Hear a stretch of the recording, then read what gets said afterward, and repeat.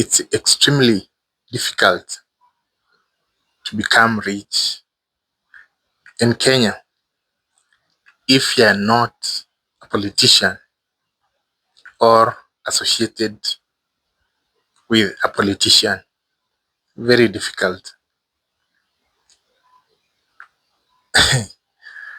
Now, as a common human being who has graduated from university, someone who is looking for money to pay rent, to buy a car, and to live a comfort lifestyle, it's hard for you to grow and become wealthy. In this modern Kenya, it is hard. The politicians have controlled almost everything, all sectors of the economy. You look at the betting industry. This is one industry which was doing well, but now they started regulating it. Until now, the betting sites which exist most of them belong to the politicians. Look at the alcohol industry in the form of regulation, but eventually you find the shareholders majority are from the government. Now move to the cement industry and many other industries, even the media industry. The politicians, MPs, governors, senators, all those people, that crop of politicians, they're the ones who control almost everything. The government tenders, if you're an ordinary person, you cannot get a tender. It's impossible. That you have just applied to your county and waiting for them to shortlist your company and give you the job. You'll wait and forever. You'll never get.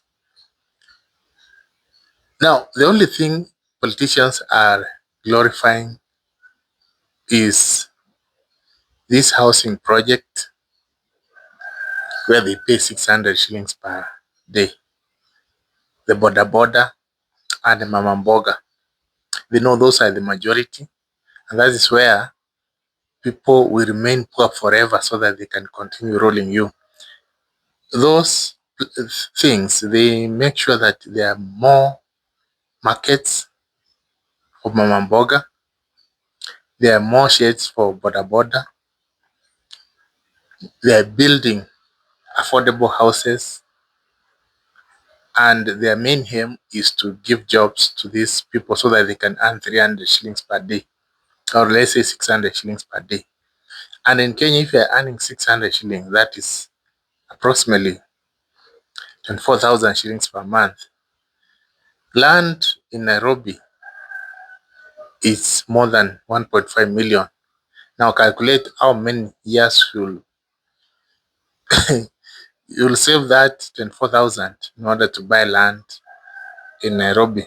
Yet you're paying rent, you have a family at home, you have dependents, you're paying school fees, and you have other expenses.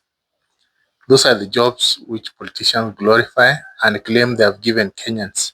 But when it comes to tenders, which involves billions of shillings, millions of shillings, there's no way a common person will get those tenders.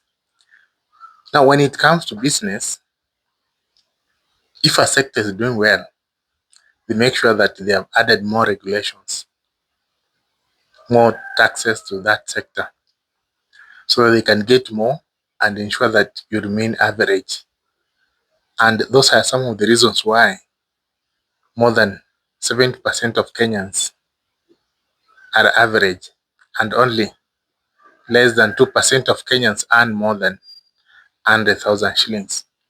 Now, they ensure that in order for Kenyans to remain that way, any foreigner who is coming to Kenya to build a business, a new business, to build an industry, must collaborate with them, the politicians, or he must part with something.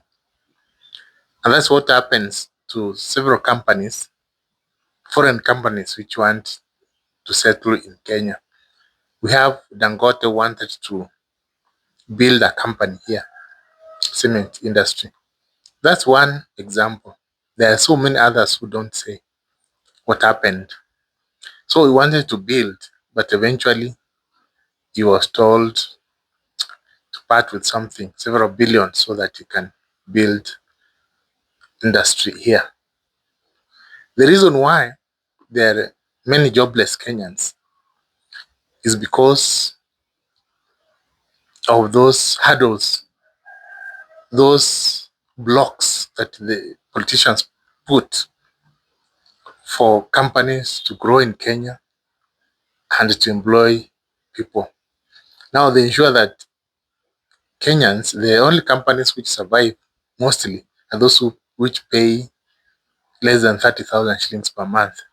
Like these companies, security companies, there are so many of them, and watchmen are many. So that is where they want you to get jobs, and also for housing industry where you get mjengo job. Imagine these are jobs 20 years ago nobody wanted to do. Mjengo, watchman, house manager, boda boda, mama mboga. But those are the jobs politicians are glorifying and saying that they have given Kenyans jobs. If you want to grow as a country, these are not jobs that you should be proud of, because if you're earning less than, let's say, 5,000 shillings per day, the dream of owning a decent home won't be there. You never dream of owning a decent home. You'll never dream of eating in a good hotel. You'll never dream of acquiring high education because you have to get money to pay for your fees. But in Kenya, everything is controlled by politicians. They are so powerful, they control almost every sector. If someone becomes a president, then he has absolute power to control matatu industry, to control liquor industry, to control cement industry, steel industry, hospitality, banking, insurance, almost every sector in the economy. So he's the one who determines which sector blossoms and who becomes rich. And in Kenya, if you want to become a billionaire, you either collaborate with politicians or you remain an average Kenyan. There's no shortcut. You just look at all billionaires in Kenya. Most of them have collaborated with politicians. But a few years ago, especially during the time of Kibaki, even Moi, who could even grow without the help of politicians, could even get tenders for free. But from the past around 1 decade, things have changed. So it's hard. So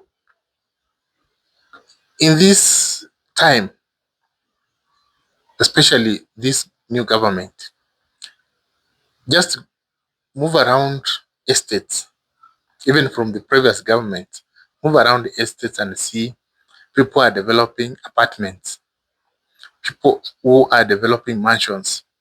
If it's not someone in the US or abroad, it is someone in the government, either county government, national government, or someone who is doing tenders with the government, or a business person who has grown in an industry which the government has not targeted. So that those are the only people who have built good houses, who are building apartments in Kenya. So we have a country where politicians control everything. But when you go to developed countries, is it politicians who control everything? A country like the US, the likes of Elon Musk, the likes of Bill Gates and whatever, they are given freedom to do their work, to build industries. They are even supported by the government. And that's why a place like in the US, it's not hard to get a job because many countries are coming up. There's research. There's a lot of money from the government to those institutions. But in Kenya, it is the opposite.